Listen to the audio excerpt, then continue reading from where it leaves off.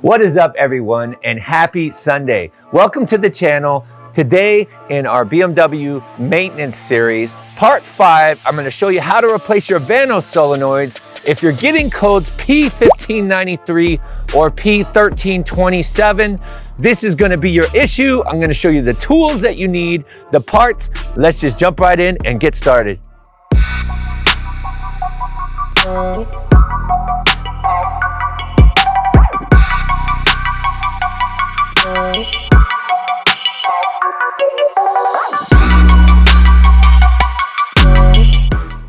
We have a T20 to pry tool to get this little guy right here, and then we can just pop it up.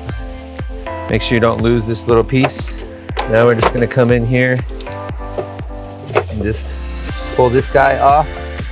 Here is the location of the Vanos, and they're held in by two 10mm tools. Come in here, loosen. I like to bring a magnet over so you don't drop the screw,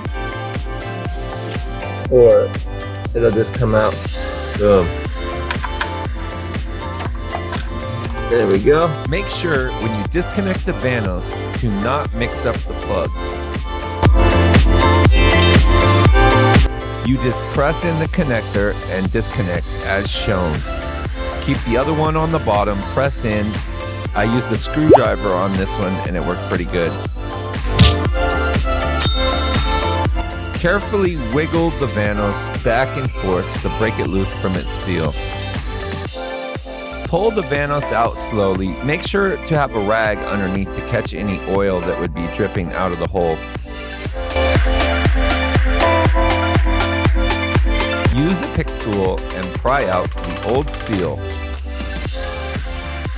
I used a flat blade screwdriver as leverage to pry out the bottom one. Now go ahead and use the rag to wipe up any of the remaining oil around the holes. Here are the Vanos I ordered on Amazon. They're genuine BMW, and I'll leave a link at the bottom of the description.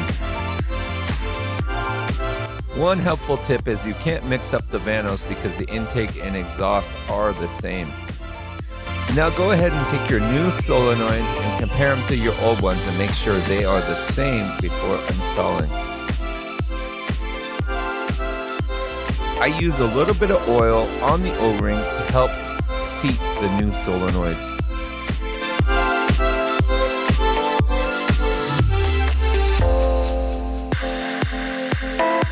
Push it in, the oil should let it, there we go.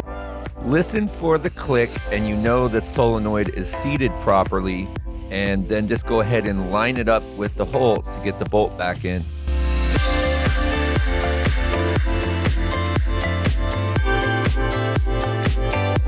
The recommended torque specs for this bolt is 7 foot-pounds or 9 Newton-meters.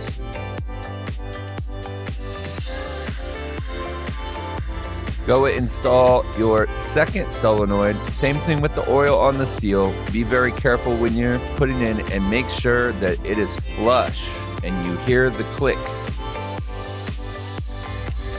Now go ahead and install the connectors back on the solenoids. Make sure to put the proper connector on the right solenoid.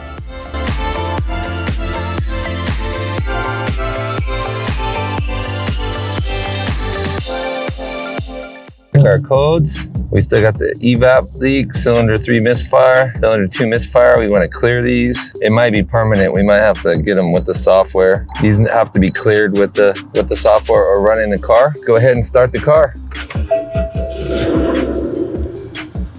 As you guys can tell, even though it says there's a misfire, the way the motor's running, there is no misfire. This thing is running 100% normal. That's what the motor should be sounding like. Our idle is normal. We got no check engine light. Here's the motor.